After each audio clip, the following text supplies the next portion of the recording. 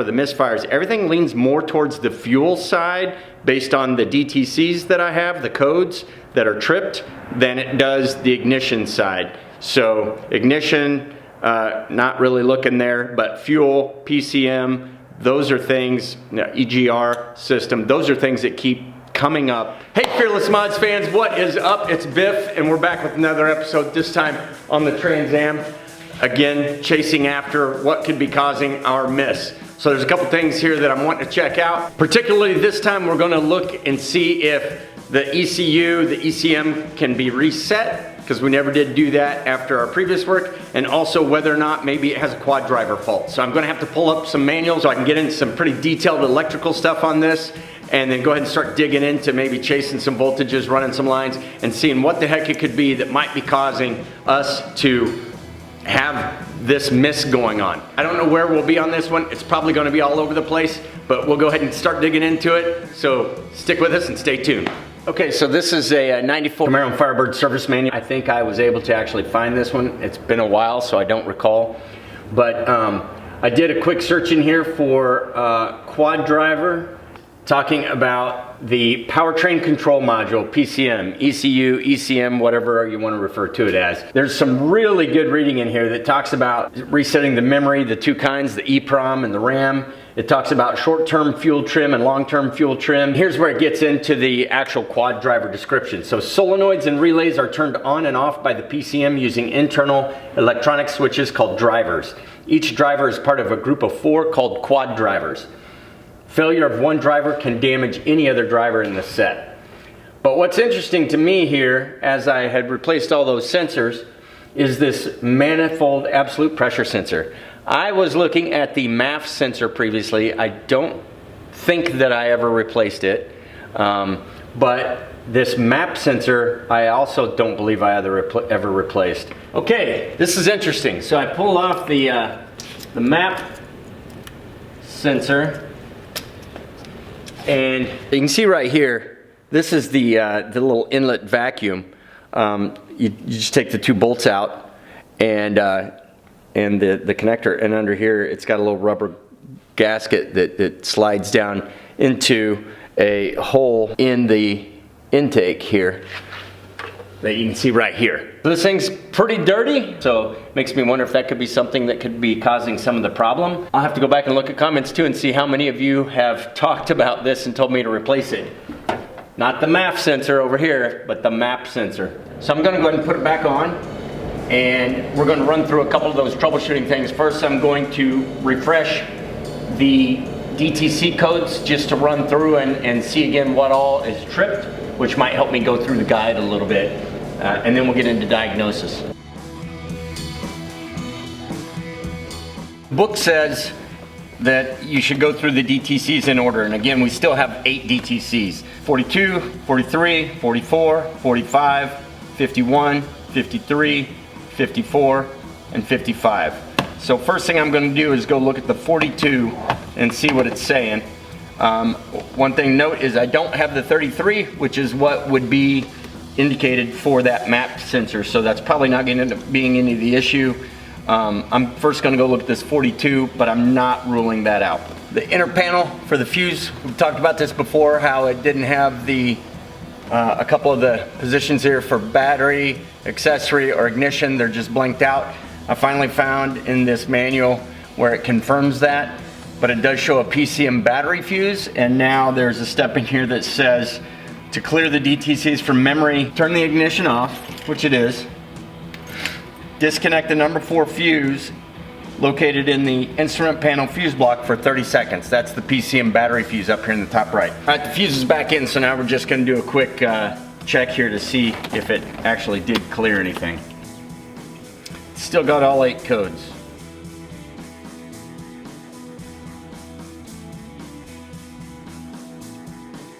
Prevent internal PCM damage. The ignition must be off when disconnecting or reconnecting power to the PCM. So I can't turn the ignition on, that would do bad things. Diagnostic terminal is grounded with the ignition on and the engine off. The system will enter what is called diagnostic mode. Alright, so we got the diagnostic terminal grounded, the top 2 prongs on my 12-prong system. And the check engine light isn't even coming on. I should be getting the DTC codes flashing on my service engine soon light. In field service mode, if that terminal is grounded with the engine running, the system will enter field service mode. So I'm going to start it and then put that in and see what happens. Okay, so now the service engine soon light is flashing rapidly. It says it will flash 2.5 times per second if it's in open loop mode. In closed loop mode, it would flash once per second. It's definitely not doing that. So now we'll do some looking at what open loop mode implies. Closed loop is displayed, indicates that the PCM is controlling fuel delivery according to the oxygen sensor voltage. In open loop, the PCM ignores the oxygen sensor voltage and bases amount of fuel to be delivered on throttle position, engine coolant, and map sensor inputs only. Closed loop operation should begin when both oxygen sensors become active and engine coolant temperature exceeds 149 degrees Fahrenheit for more than 30 seconds. It's normal that it's cold, that it would be an open loop.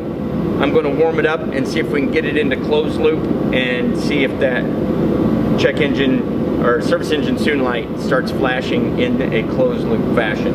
It's warmed up. We've got our temperature up there at about 180, 190, and we are flashing at 1 per second ish. So I think that's indicating that it's probably in closed loop now, which seems fairly normal. Also in closed loop, the light will stay off most of the time if the system is running lean, and it will stay on most of the time if it's running rich. It's staying pretty steady at about 1 per second, so that seems to be... Oh, now we're starting to get some stumbles. Let's see if there's anything associated with that. It's staying off.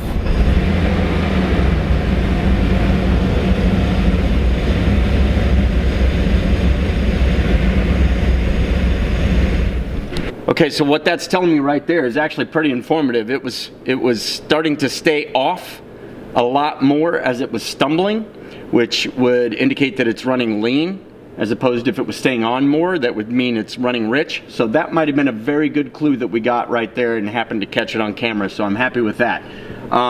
Overall, it did switch from open loop when it was cold and not running to closed loop once everything got warmed up. Now I'm going to go ahead and do one more attempt to reset the PCM. If you look at my inner panel fuse block, you can see that in the very top right is the PCM battery, and then on the far left, one notch down, is the PCM ignition.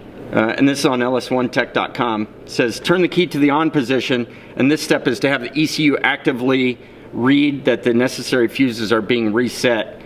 We'll turn it on, and then we're going to remove the PCM bat and the PCM ignition fuses in that order and let it set for 10 minutes.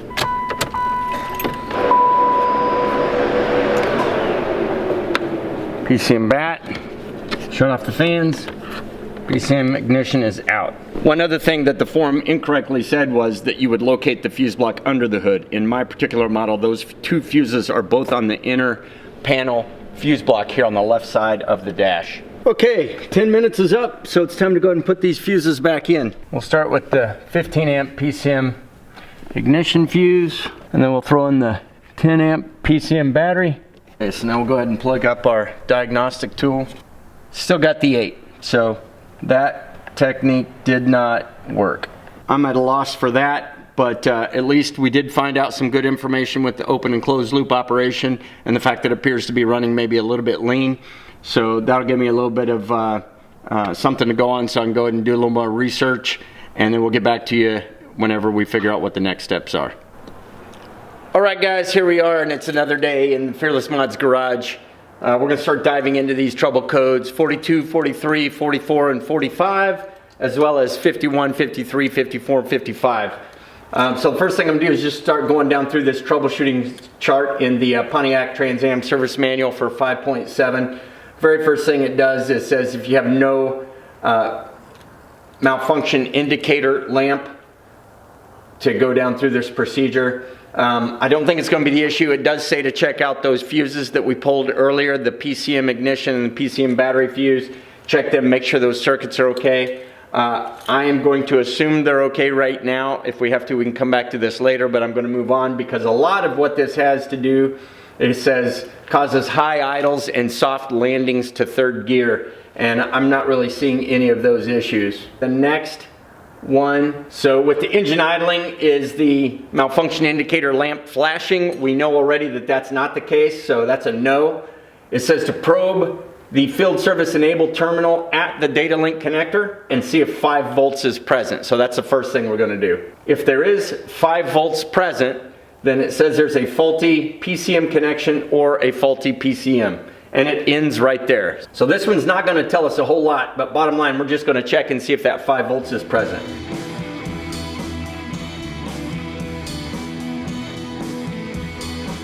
After that, it goes into the engine cranks but will not run. Again, that's not us. Then we get into the fuel pump relay circuit, and I think this is where we're going to really start to check some things out. It includes DTCs 44 and 45, as well as 55, so it has 3 of our 8 as possibilities. The funny thing about 44 and 45 is they both refer to a lean condition and a rich condition on the left bank, but only because of what we saw last time. I'm going to assume the 44 is telling the most truth about it being lean, because that's what we saw most of the time in the flashing of the light.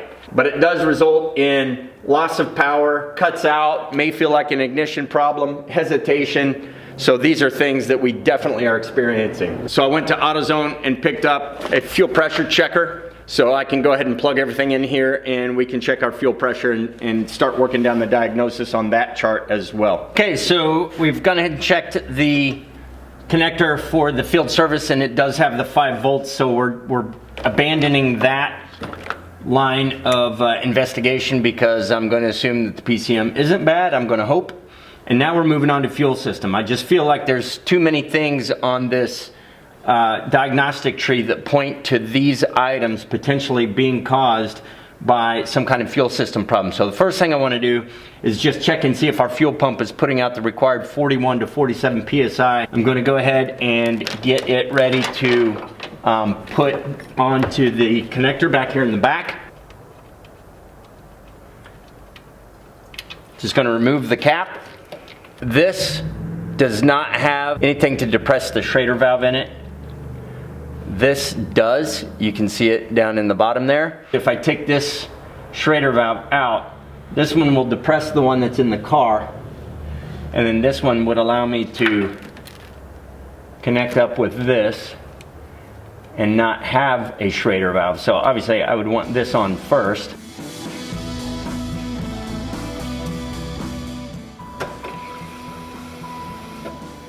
You can see here that we got our 41 PSI from the pump, so that's between the 41 and 47 like we were hoping. And again, yeah, now these 2 times were about 38.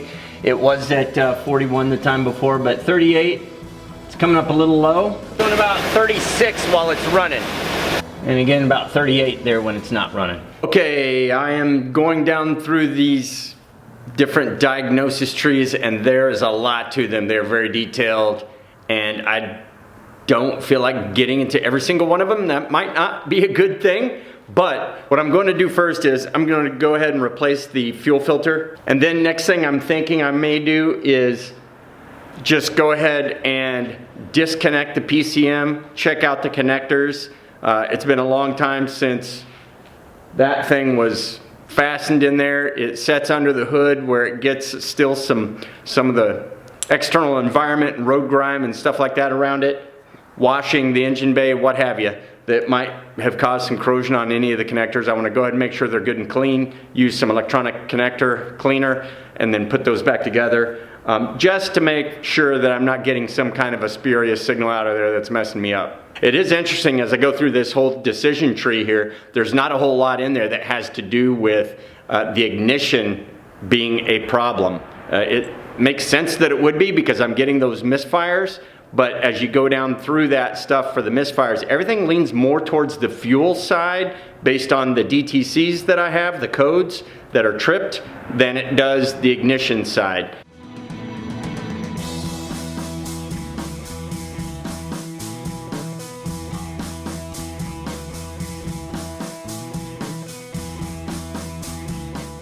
It's a 16 millimeter. We got that one, and we got a 20 millimeter.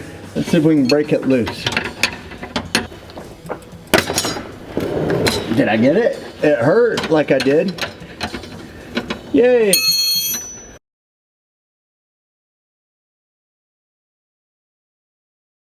All right, new fuel filter is in. That was fun. I need a lift. The f***? What the f***? Interesting. So here I am under the car doing the fuel filter, and I look up here and I see this plug.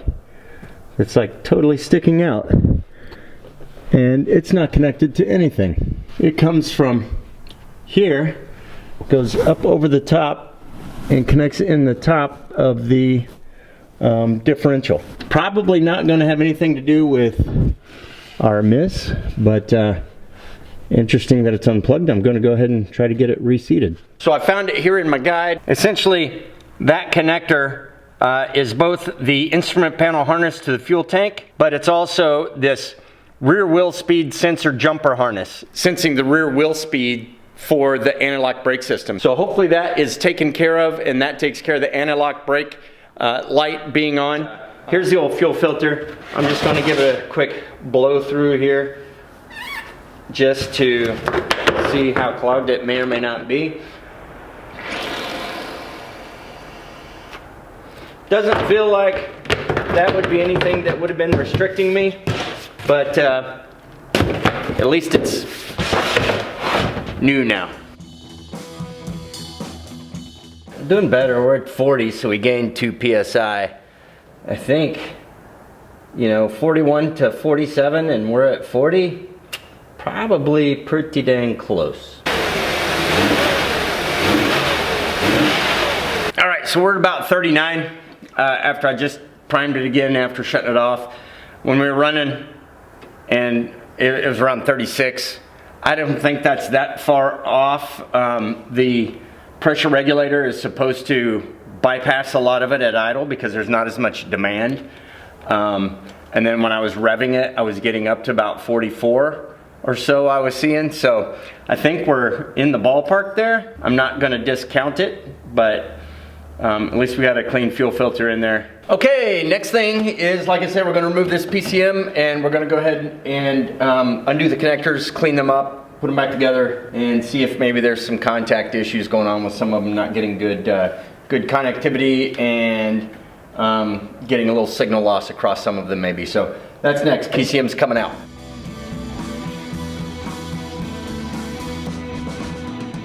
All right, so the first thing I'm going to do now that I've just got this disconnected and removed from the area where it sits is I'm going to go ahead and disconnect the negative from the battery, and then that way I can go ahead and pull these out and clean them up.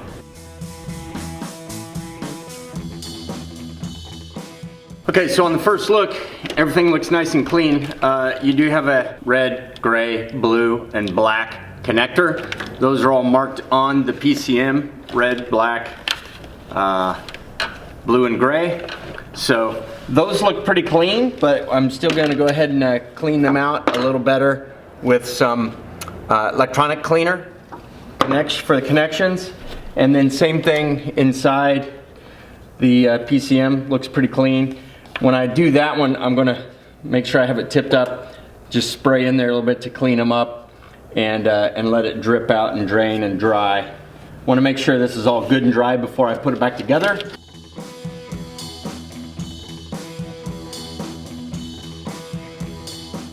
Okay, this stuff should all dry pretty quickly. We've given it time for the for all the connectors to dry out on the PCM, so that I can go ahead and plug that all back in and put it back together. So between that and the fuel filter it is going to be time to go ahead and run it and see if we still get our lean running condition.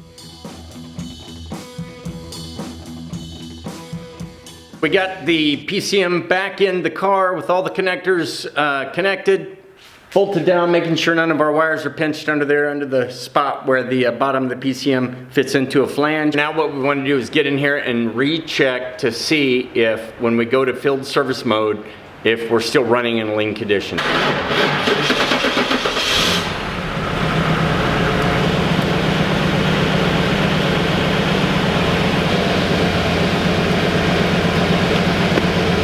Field service mode on, and we are still flashing rapidly.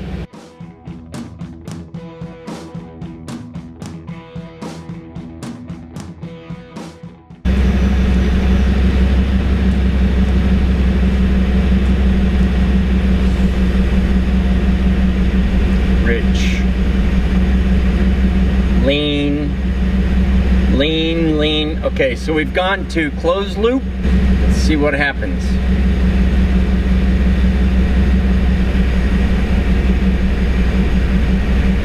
Lean.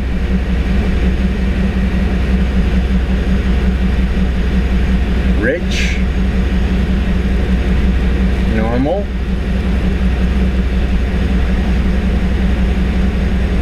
Rich. Rich. Rich.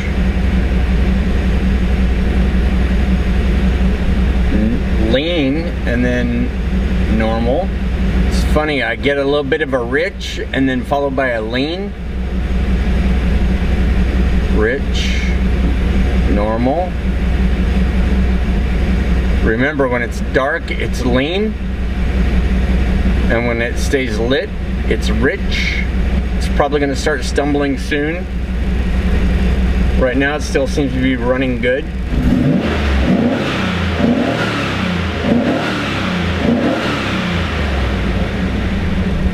Still revving good with no stumbles.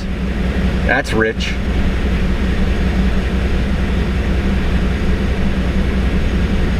Sorting itself back out. I think it's clear that the lean and rich conditions being tripped makes sense, but why? Bit of gas while it's in gear, starting to get a little stumbles.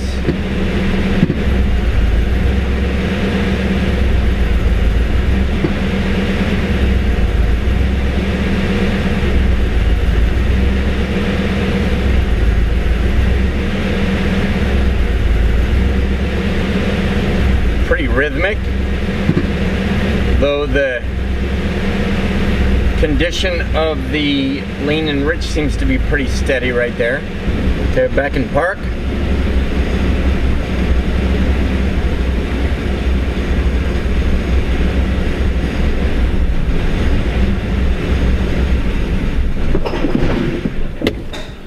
Rich, lean, normal. I don't know where the heck this thing's going. Clearly, the things we did not take care of the issue. Cleaning the connections was not the problem. Next, what I'm looking at is most likely I want to look into the fact that we don't have the service engine soon light or the malfunction indicator lamp appearing whenever I try to get the diagnostics. That tells me something might be wrong with this PCM, unfortunately. That might be causing all my problems. So I'm going to do a little more looking into that. That's going to be it for this particular video, because we've done all these different things and are still right where we were. Did fix the anti-skid light that was on, so that was a good find and a good fix. But stay with us, because I'm going to keep digging into this, running down that tree for the malfunction indicator lamp, and see if there's something that has to do with that besides just pointing to a bad PCM. Looking into whether there's places I can go to get a PCM reprogrammed perhaps, or things along that line. But that's kind of where I'm headed right now. It's yet another video where we didn't quite solve it, but you guys know what it's like with these cars. Ah, my God, these things are So much fun. Please keep coming back and watching. Like, subscribe, give me your comments, and we will catch you again in the continuation real soon. Take care.